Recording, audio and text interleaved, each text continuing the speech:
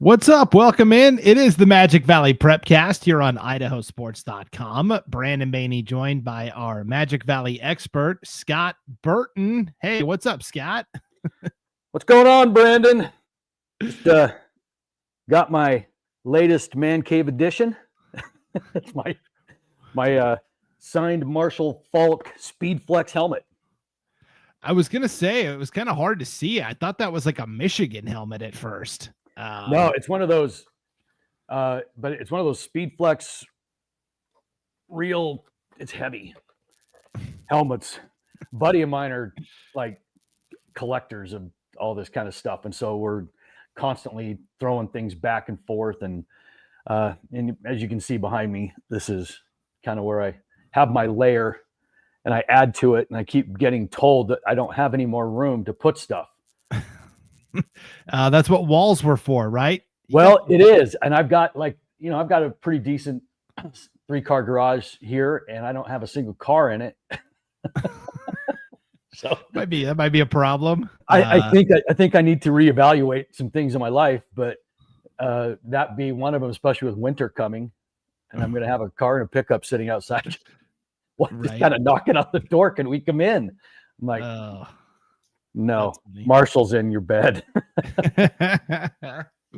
Oh, wow. Okay. Well, welcome to my life. I do see the Michigan helmet behind you on the shelf there. Mm-hmm. And of course, Colston Loveland continuing to do great things at the University of Michigan, former Gooding Senator, going to be an NFL draft pick probably this upcoming spring. Let's talk about old school. Yeah. Washington Redskins. Yes. Yeah. So, I've got a whole slew of like those old school helmets to, remind me of the good old days. That's right. And I, never mind. I'll just move on. Okay. I know we're on the same. Yep. Okay. Let's dive into the Magic Valley Prepcast. It's been a while. It's been a couple of weeks, Scott, because you were busy last week hosting the 1A state or the 2A state volleyball tournament at Jerome High School. We will talk state volleyball on today's show. This is kind of like the championship extravaganza. We're going to cover state soccer championships. Those were 2 weeks ago. State cross country championships were last weekend at Eagle Island Park in Boise. And then state volleyball, of course, was taking place all over the state as well. So let's start with soccer. That was the furthest back in the rear view mirror. We did have one state champion from the Magic Valley, Scott. The Wendell Trojans snap a decade-long title drought, bring home their second boys soccer championship in school history. It was kind of a nail-biter navigating through that bracket. They had an easy one, quote-unquote easy one, in the first round over Weiser, 5-3. Cesar Morales had a hat trick in that win, Scott. He found the back of the net 3 times for the Trojans, but then semifinals, a 1-0 win over McCall Donnelly, a goal from Morales, the only difference. And then in the championship, they're playing Coeur d'Alene Charter and a 1-0 win again for the Trojans. And again, Morales, the difference with the goal. So Cesar Morales, the junior, scores 5 goals at state. 2 of them were the deciding factors in a pair of 1-0 semifinal and championship wins. Oh, boy, what a tournament for him, though. Great players elevate when the times are tough, right? When they need them most. In state tournaments, there's no more pressure than that. And, and it's just fitting for this Wendell team to cap off a season. And we've talked about them, throughout the course of our podcast this fall. And, this is a Wendell team that lost their opening game to Sun Valley, went on a tear, lost one later on to Sun Valley. And we talked about this when we were doing our previews that, they dang near got hooked up with them again. Their only losses on the season were to Sun Valley in their own conference. Other than that, they rattled off 20 wins on their way to a state title. And, we talk about how this Wendell team is just full of soccer players. They are nothing more than they sleep soccer, they eat soccer, and this is what they do. And congratulations to them as they bring home a long-awaited state trophy. And I lost Brandon somewhere. So guess we'll carry the show. But also in that soccer realm is going to be, let's see, Brandon. I bring up some brackets here. It leaves me hanging. He's got all the information.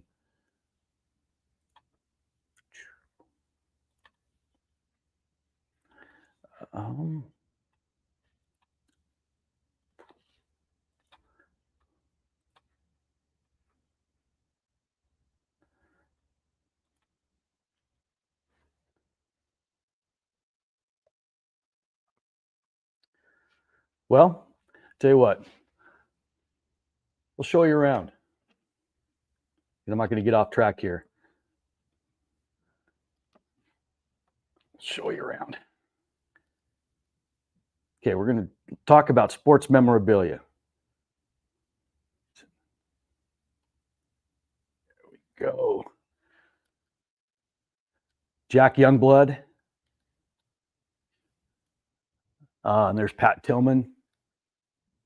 You'll remember him from the Cardinals days back in the day. Vince Ferragamo, Nebraska jersey.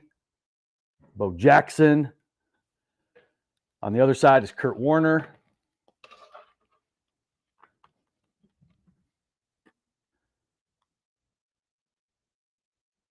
And Brandon.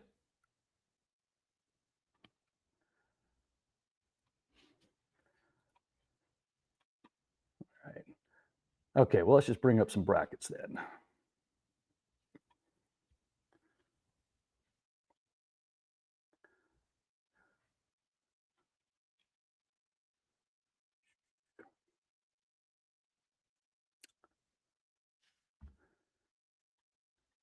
All right. The other bracket and Magic Valley team that we talk about here is Wood River Boys. The Wood River Boys, talk about a team where they were head and shoulders above everybody else. And everybody's looking for Wood River to cruise and get a back-to-back title. They came in as the overall number one and disposed of Moscow early in the tournament and cruised through Blackfoot. And, we talked about this Wood River team being a team of players that just tested a whole lot. I mean, they didn't have a whole lot of one-goal games and through the first two games of the either. And then they ran into Valley View. And Valley View punched him in the mouth quickly. And for the first time in a long time, Wood River's playing from behind. And they just couldn't get it done. But you know what? Wood River, another great season and a fantastic program up there. A state championship last year, state runner-up this year. That is a really good soccer community up there. So congratulations to the Wood River boys as well for their performance at the state tournament. Brandon, you okay? Yeah, sorry. This is what happens when we record on a Friday morning of quarterfinal action when we have 17 broadcasts coming up in the next 2 days. Sorry, Scott. That was a phone call I had to take. And if anybody ever questioned if we actually do this live or not, there's your answer. Well, it's funny because I wasn't even looking at us on screen. I was looking at a bracket. And so my screen, I thought you were there. And so I'm talking and I come back and you're not there. And so I kind of showed everybody a few jerseys and, some helmets around the room a little bit. And then we just dove into Wood River. So cool. Okay. Well, that pretty much puts a cap on girls' state soccer, except Scott. Did you talk about Buhl at all? We haven't done that. I was saving that one because there's some cool information here. Okay. So congratulations to both Wendell for their championship and Wood River for their runner-up finish in boys soccer action. And girls soccer, Scott, we had a really fun kind of Cinderella story here where the Buhl Indians come into state as the number 6 seed overall. They had to play district rival Sun Valley Community School right out of the gates. They get a 1-0 win.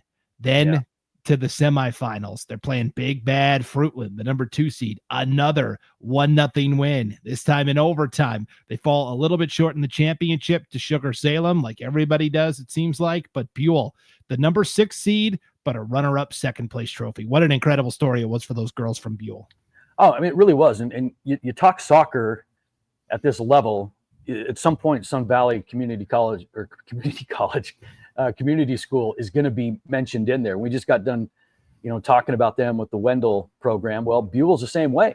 This is a Sun Valley team that had beaten, Buhl a couple of times already. Beat them 5-0, beat them 2-1 in overtime, tied with them 1-1, but Buhl hadn't beaten them. And so you get this draw in the opening round, and you're like, oh my gosh. And this is what Wendell could have done with their boys program, because the only losses were to Sun Valley, and they dang near got them. But Buhl was like, you know what? I think we can get them, and so they were able to get a goal with about 20 minutes left in that game from Kayla Janes. And that was the deciding factor right there. Sun Valley had a lot of corner kicks that game. They just couldn't capitalize on, because these two teams know each other so well that it's really tough to get it going offensively when you're so familiar with each other. And that's kind of what happened, and then this Buhl team moves on to Fruitland. And if you're not familiar with Fruitland soccer, they have got some players. They've got three really awesome players. Bailey Rollison, 34 goals on the season. Carly Robideau, I believe that's how you say that, Brandon. Yeah. 34 goals on the season with freshmen, and her sister, Abby, who scored 100 goals in one season and led the nation in scoring a little while ago. So, I mean, these were some players on this Fruitland team. It was just a good, clean game. And at the end of regulation, they were tied. And, they were walking off the field, and Coach Kimball just saw that they were exhausted and not defeated, but exhausted. Like, how much do you have left in this tank? And, I was talking to Coach Kimball, and she was like, I got a little emotional when I saw that, because I knew how much this team had given, to the season, and in particular to this game, in a game that they're not supposed to win. And here they are with an opportunity to take it into an extra session. And she got emotional and told this team that, this is one of the most proudest I've ever been of any team I've ever coached, because you're here. And all of a sudden they got emotional, and they somehow dug in and went out there and scored within just a couple of minutes of overtime. Kiara Thompson scored it. And I think it was within 2 minutes of that extra session, they won. And they were all just kind of standing there going, what just happened? And finally realized that they were going on to the championship game, where they were going to run into Powerhouse Sugar. And like you said, Sugar is Sugar. And so, the strategy there was to kind of pack it in and try to keep it close. And they did. They did for a while. But, eventually the talent's going to win out. It was 1-0 at the half, and Sugar kind of pulled away a little bit in that second half. And but again, Sugar is so deep. They can rotate players in and out, and it makes a huge difference, And, a couple of little side stories with Buhl, because they talk about ACLs a lot. And they had a couple injuries, this Buhl team did. Their center defender, Nicole Nunez, she played every minute at the state tournament this year. And she was the girl that would match up against the opposing team's best forward. Well, I don't know if anybody remembers, but last winter she tore her ACL. She was skiing and she tore her ACL, and the doctor gave her a choice. And that choice was, you can have surgery and miss the soccer season, or you can just sort of tough it out and see what happens. Well, she chose option B. And in the summer, she went to all the practices and games, and, it hurt, but, she figured out how to play on it and didn't do certain movements, right? And she figured it out. And so she played every game, and with a tear in her ACL, which I wasn't sure you could do, but I guess you can, goes to show how committed Nicole was to this program. And then, Brooklyn Cantrell, she's another ACL story with this Buhl team. And in the 2023 season, she tore her ACL early in the season and got surgery as soon as possible, so she could be back for this season. And she was cleared, I think, in July. And so last year she missed the state tournament, obviously. She was supposed to stay in bed. Mom drives her up there to watch. And so it's like, you know what? You can't keep these girls away from a program they love. And that's kudos to Coach Kimball and what's going on there, because these girls are committed to this program, and boy, did it pay off this year. That's awesome. Those are just incredible stories. And for these Buhl girls, and that's the thing, we get so caught up in the chase for the championship, right? I feel like the NBA has really gotten off the rails with like all that matters is the rings. And it's like there's so many great players and great teams that don't win it all. And so for Buhl, this was an incredible run. It's something these girls will never forget, right? Yeah, it is. And, and I was really fortunate to talk to Coach Kimball about all this and just to get that beyond the box score stuff, right? Because, you could look at a bracket and say, wow, they made a great run. But, what's going on behind the scenes here? And how do the games play out? And, walking off the field and getting emotional and all of a sudden just finding it and getting out there and scoring within 2 minutes. I mean, those are the things that the casual fan never gets to hear. Yep. Pretty remarkable story. So congratulations to Buhl for bringing home that second place trophy from the 4A girls state soccer tournament. All right, Scott. Well, we had a champion in soccer, Wendell boys.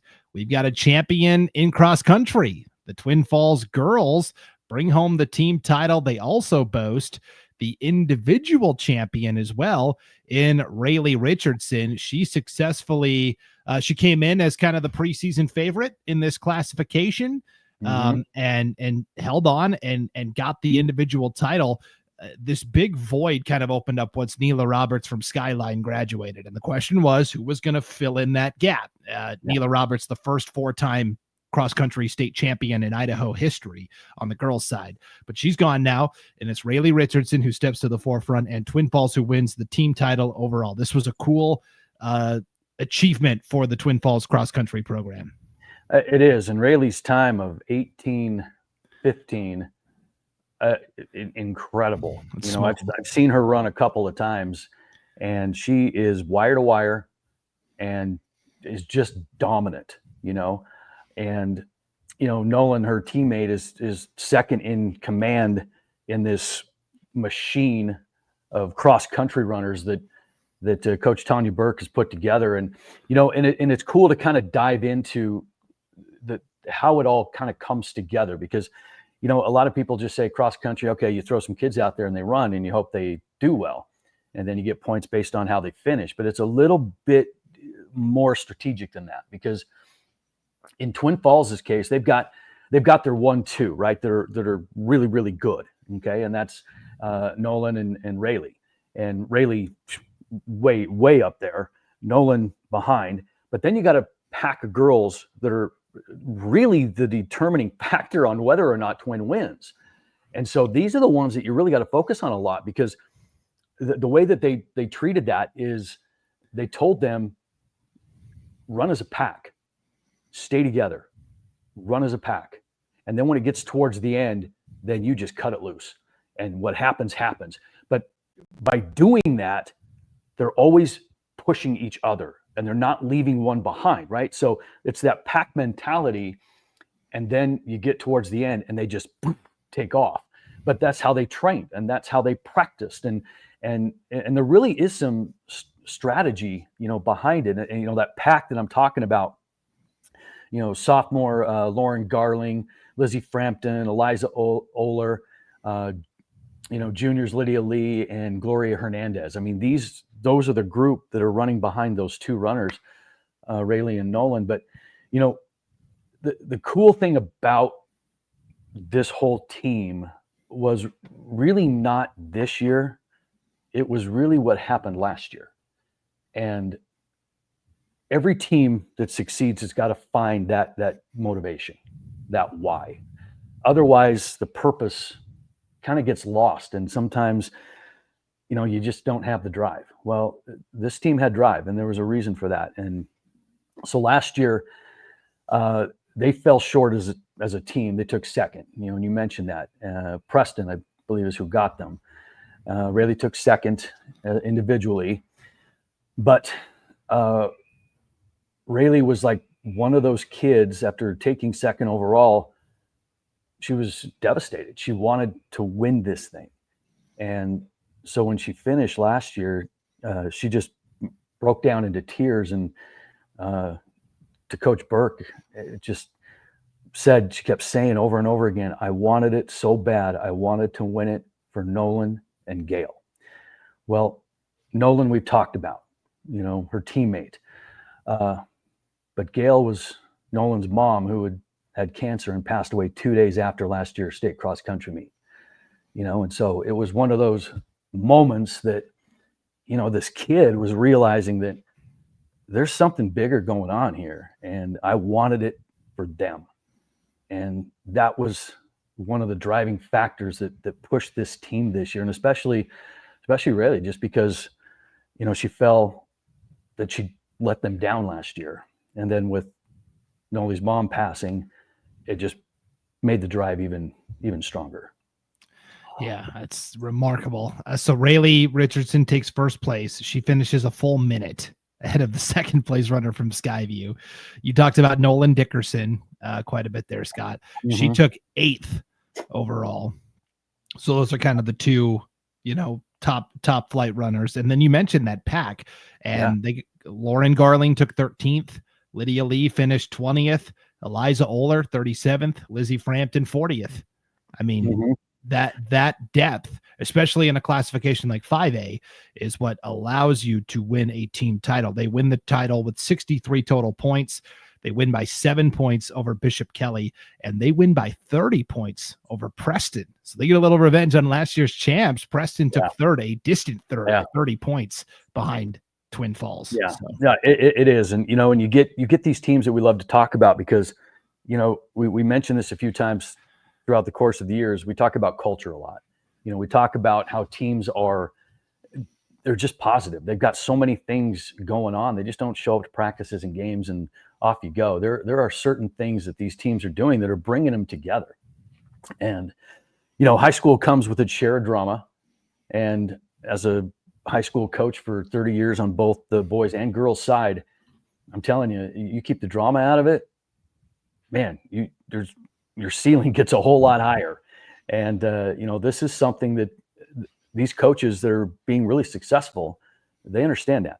And so they're creating cultures that eliminate that kind of thing. And, you talk about this cross country team, the boys and the girls are both really tight, they're not separate. And, they do these things where they have like, let's see, what do they have? They have annual pumpkin wars, where each runner decorates a pumpkin, and it gets judged by their admin, and the top 2, they win a shirt, and I think I got a couple of pictures here I can show you. Yeah. You'll show your pictures, and then I've got some pictures to share as well from this Twin Falls cross country team. So let me grab those because I went to, there they are. Okay.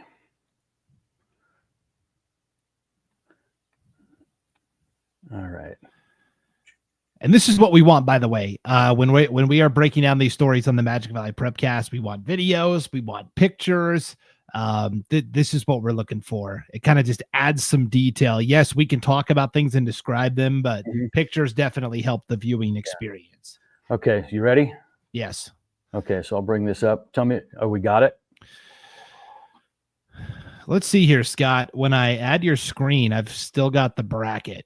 Right. Okay, earlier. Let's go.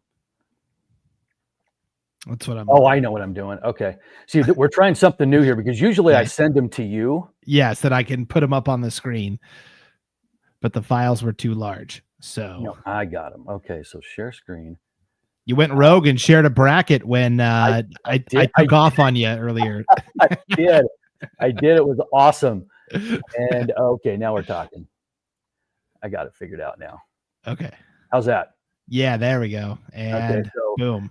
yeah, so there's a picture of the girls. Now here's some of the pumpkins that they were decorating, and they're pretty, like, there's a minion. Yeah. There's a Lightning McQueen, right? I don't know what that is, but I mean, these are all pumpkins these guys are decorating. Put a lot of time and effort into these things, which are kind of cool. I mean, check that out. And I'm really interested in what this is. Look at that bedazzle. I mean, yeah, that looks pretty cool. I see Michelangelo, Ninja Turtles. Yeah, right? I mean, just so cool, all this stuff. So very, very, very well done. And so they get these pumpkins together, and just one of those things they do to create a culture. They have team breakfast that the coaches make. And then lastly, what they do just to kind of culminate the whole thing is they get gag gifts for each other, for not only for their individual runner, but the girls team gets the boys team a gift and whatnot. And these gifts range from, oh my gosh, short running shorts. There. Yep. They get a Kardashian life-size cutout of stuff, and and I think we got something like that. Boxes of cereal, homemade Riz books, high heels, step stools from the DI. I mean, it's ridiculous stuff. And this is what they do. And then the last thing there's the Kim Kardashian. Wow. But wearing a very like colonial 1700s outfit. Yeah, it doesn't add up. Yeah. And then the cool thing, they're doing this on the way up to state, right?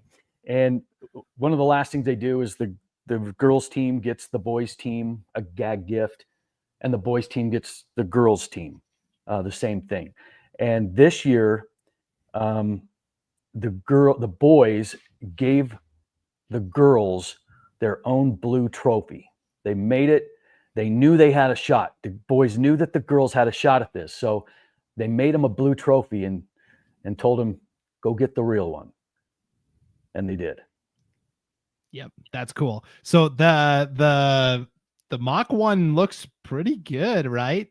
Let's see how it compares to the real McCoy, as you like to say, Scott. Let's see right here. There's that big blue first place trophy.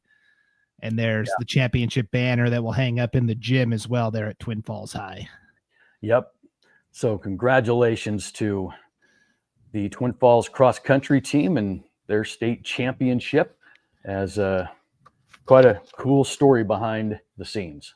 Yep, for sure. And there's a bigger picture of Coach Burke and all of the runners. And then here are the top 15 individuals, Scott, get medals.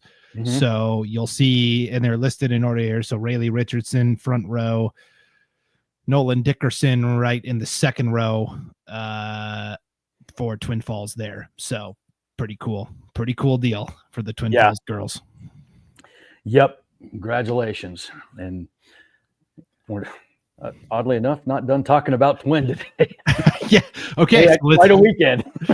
It was a good weekend to be a Bruin. The football team got a win over Lewiston in the first round of the playoffs. Yeah. Cross country team won girls state. The volleyball team, Scott. Oh my goodness. We go into the state volleyball tournament all year long. I've been saying, I really like this Lakeland team. I think Lakeland looks really good. I put I was on the stump for Lakeland, and then Lakeland gets the number 1 seed. They have to play Twin Falls right away. Twin Falls, boom, 3-0, sends Lakeland to that loser's bracket. I was like, so much for that prediction. Well, Lakeland battles all the way back through to face Twin Falls again on Saturday in the state championship, and Lakeland takes the first match 3-2, setting up the ultimate do or die. Now everybody's lost once, best of 3. So when you go to that second, if necessary, championship matchup, Scott, it's not a best of 5 anymore. It's a best of 3. And Twin Falls wins it in straight sets, 2-0. Lakeland, I think, just was out of gas. And it's kind of like the butterfly effect, all because Twin Falls beat Lakeland in that opening match at state, Lakeland had to exert so much effort and energy to get back into the championship, while the Bruins were able to rest, stay calm and composed, and Twin Falls, the number 8 seed. Obviously, Max Prep's got this one wrong. I mean, if your state champion is the number 8 seed, I mean, they did beat Wood River in the district championship, and Wood River was still seated ahead of them. So cool story, though, for Twin Falls, and they will continue to be the trivia question of who was the last team not named Skyview to win a state championship at this classification level. It was previously Twin Falls 3 years ago. It now continues to be Twin Falls this year. Yeah, and I think we mentioned that same thing. It's Skyview, and then Twin comes in and just surprises everybody. But gosh, you look at these seedings, and number 8, really, come on, they're a lot better than that. They won the conference, and against a really good Wood River team, and played really well all year long. I mean, one of the things that I'm getting from them is that their serving has just they've a lot of aces. When you can do that, and those are free points, and they were serving them up at the state tournament pretty well.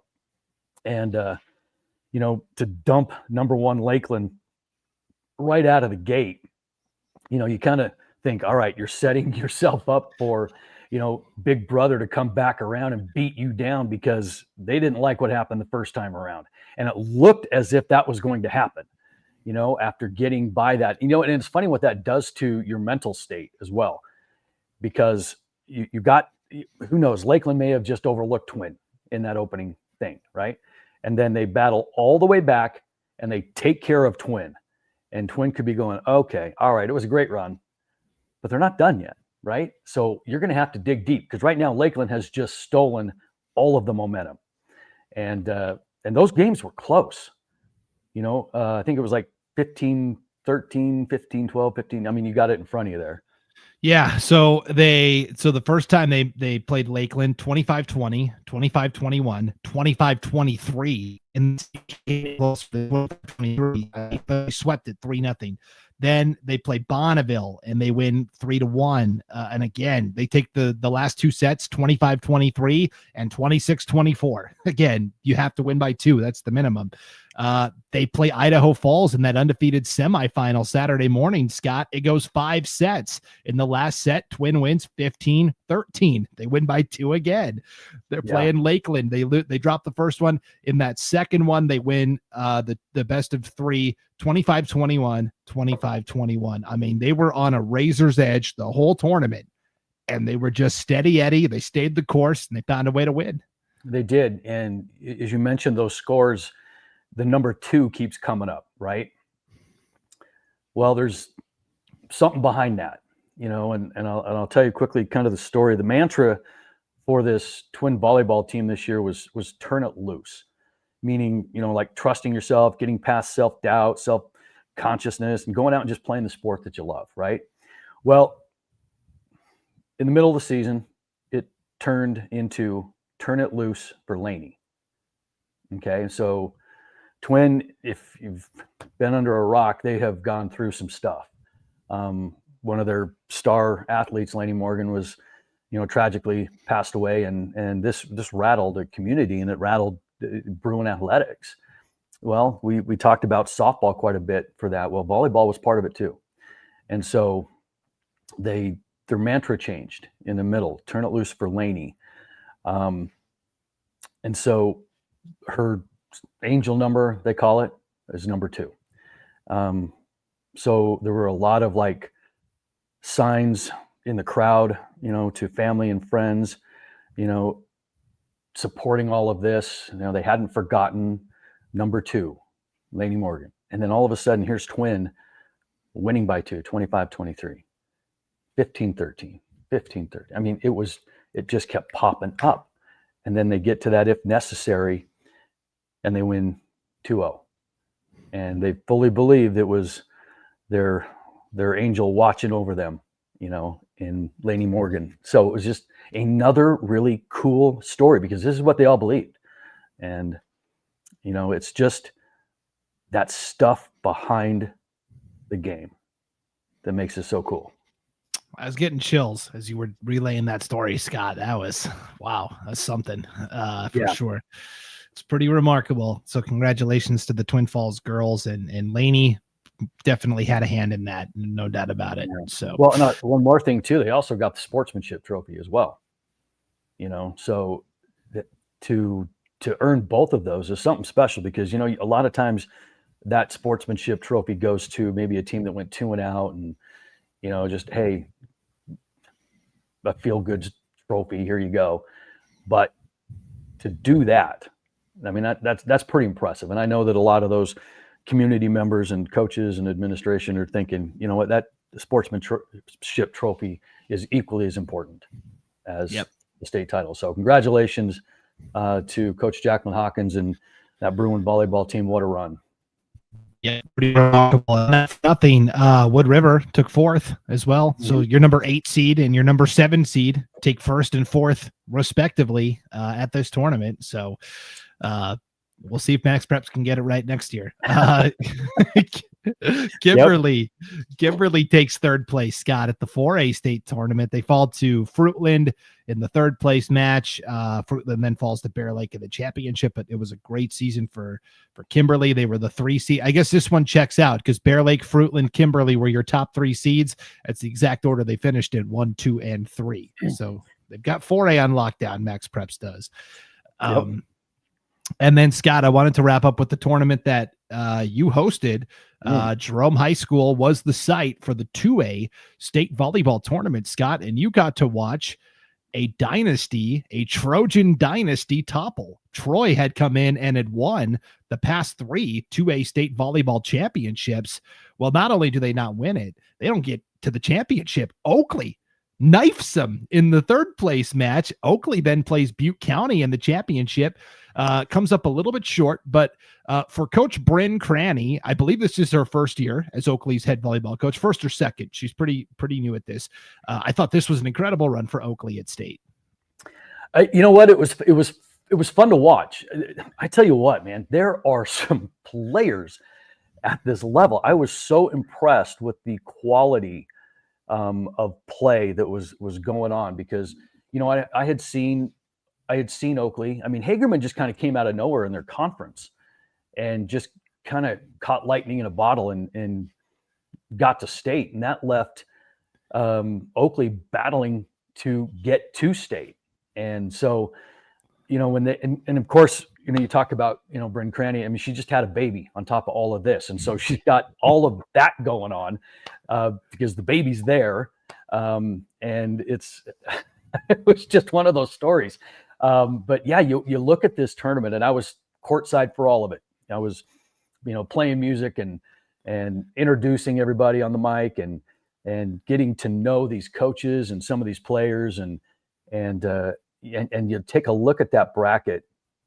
And yeah, you mentioned Troy, and I had never seen Troy before, and they nearly got dumped by the number 8 seed Genesis Prep. I don't know if Troy just came out sleepwalking or what, but they came back and they looked like the number 1 seed the first time they played Oakley. And that sent Oakley back to the losers bracket, where they had to battle, almost lost to Prairie and were done, but they somehow found a way, because in that Prairie game, Oakley was, I mean, they were done. I mean, they were in that last game that they had to win. So they were down like 23-15 or something like that, and came back. Yeah. So they were down 2-1. In the 4th set, they were down big, like you alluded to. They come back to win it 25-17. And then the 5th set goes extras, and they win 17-15 in extras. Yeah, it was amazing. It was so much fun. And then obviously they get by Hagerman, and now it's the rematch with Troy. And they just took care of Troy. And I don't know what happened. I don't know if Troy was a little bit disappointed when they lost to Butte County, but they just never showed up against Oakley. But I think the story, besides Oakley just making that kind of that magical run that they did, knocking off the number 1 seed, coming through the back of the bracket and getting to the championship game, was head and shoulders the best team without a doubt in this bracket was Butte County. There was no question about it. They were a number 1. They were a 1A plus. They were that good. And they're young. They've got 2 seniors, and one of them doesn't play a lot. These girls are going to be insane. They have got some kids that hit the ball so hard. As I'm sitting there courtside, I was kind of getting made fun of by my table help because I'm sitting there going, oh, da! And I'm just absorbing all of this stuff. And they're just laughing at me the whole time, because if you're a fan watching me from across the way, all you're seeing me is just body language, right?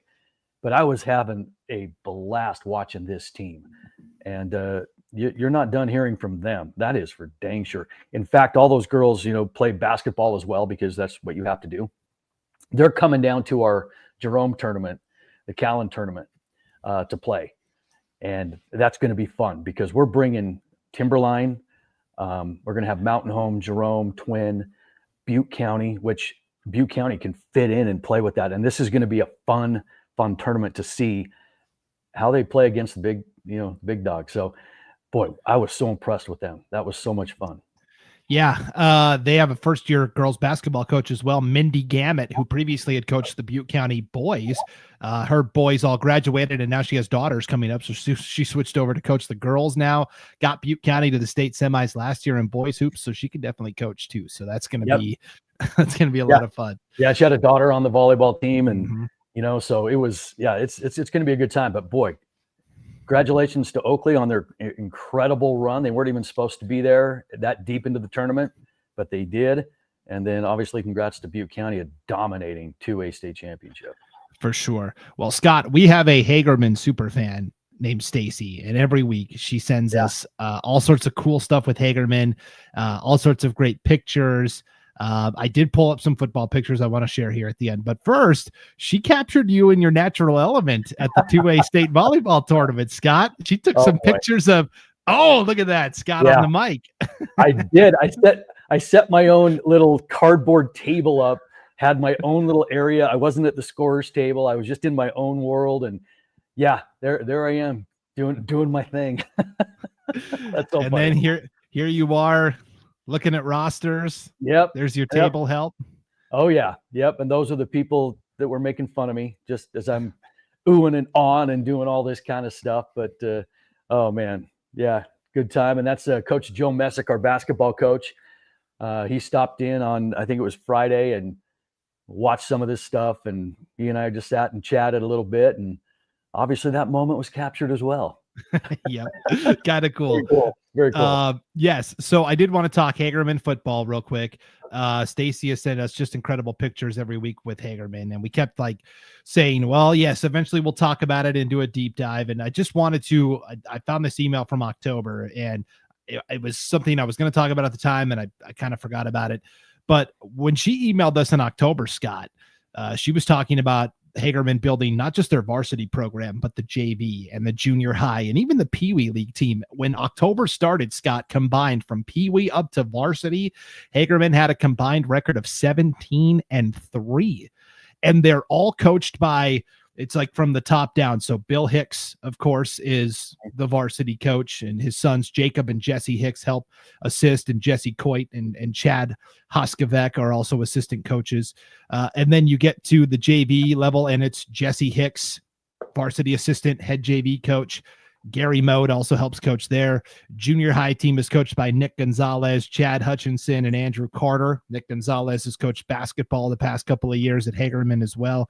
And then the Pee Wee Pirates, as they're called, coached by Josh Mavenkamp, Judge Denton, and TJ Patterson. Well, Josh Mavenkamp, Wyatt Mavenkamp, senior quarterback for Hagerman. So this is a true top-down thing that they are building at Hagerman. And she sent us 4 action shots of the 4 different levels of Hagerman football, all getting ready to, as she says, on their way to the end zone, Scott. So here are the varsity Pirates on their way to the end zone. Nice.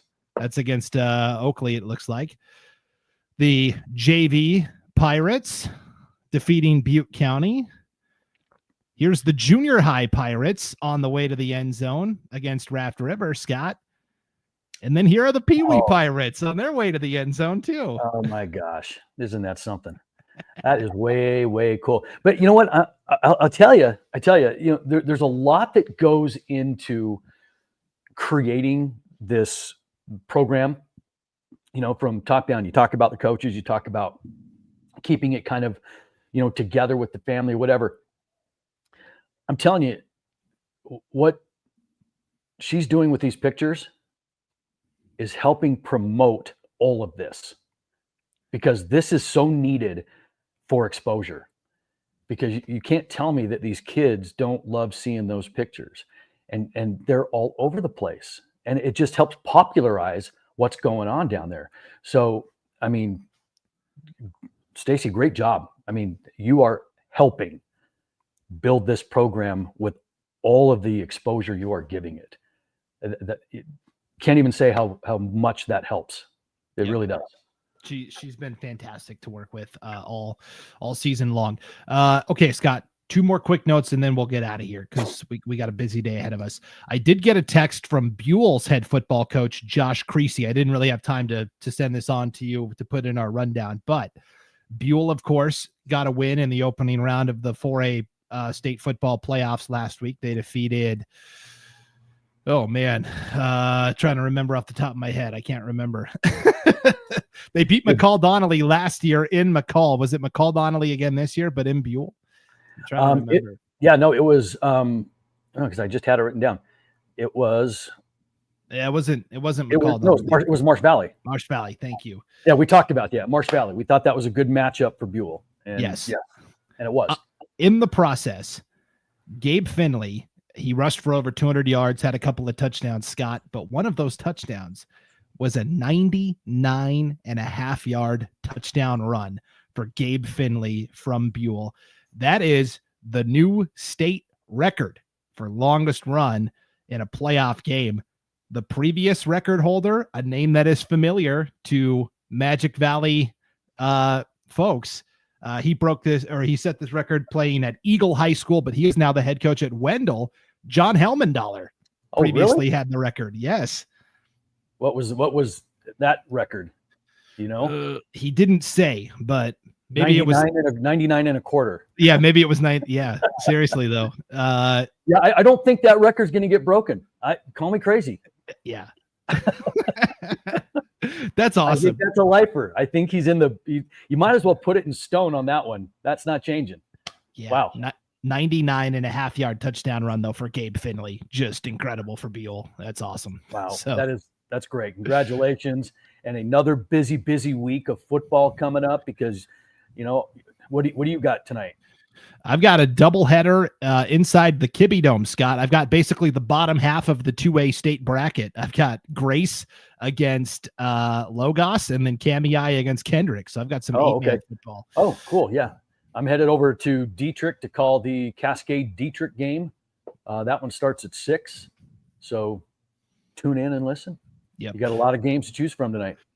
24 quarterfinal games across the state. One already happened last night in Butte County, and we broadcasted that, of course. 24 games statewide. We are covering 17 of them in some form or fashion this weekend. So yeah, that's pretty good. and that is with live bodies, commentators, broadcasters that know these towns, know these teams. I mean, there's nobody that's going to bring you more enhanced coverage this weekend than IdahoSports.com. No doubt about it. Absolutely. Without a doubt. Not just a camera setup. You can just watch and maybe it's there, maybe it's not. Yep. So it's the real deal here. Real deal. No doubt. Scott, we can tell that our boss, Paul Kingsbury, he's going to be in the Magic Valley as well at Cary today. Cary is hosting Wallace at 4:00 on IdahoSports.com. You can tell that he's driving on the way because he's flooding the comments here. Awesome Prepcast this week, Guts. Guys. Can IdahoSports.com broadcast that volleyball tournament? First of all, it's a basketball tournament, Paul. It's the Jerry Callan Memorial Basketball Tournament. So putting you on the spot, I'm sure, Scott, we could come broadcast that for sure. Yeah, he's actually on his way to my house right now. Yeah. Scott, Yep. see you soon. Yeah.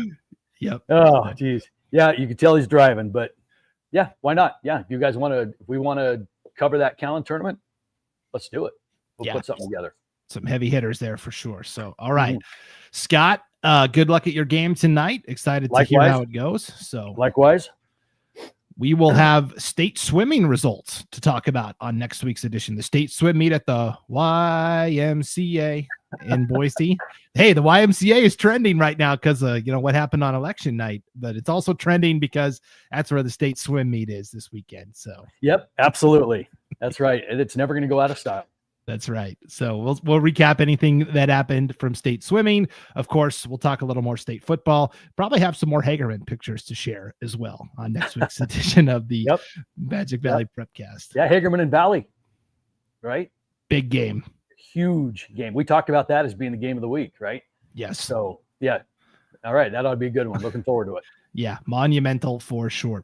Until then, for Scott Burton, I'm Brandon Baney. Thank you for tuning into the Magic Valley Prepcast on IdahoSports.com.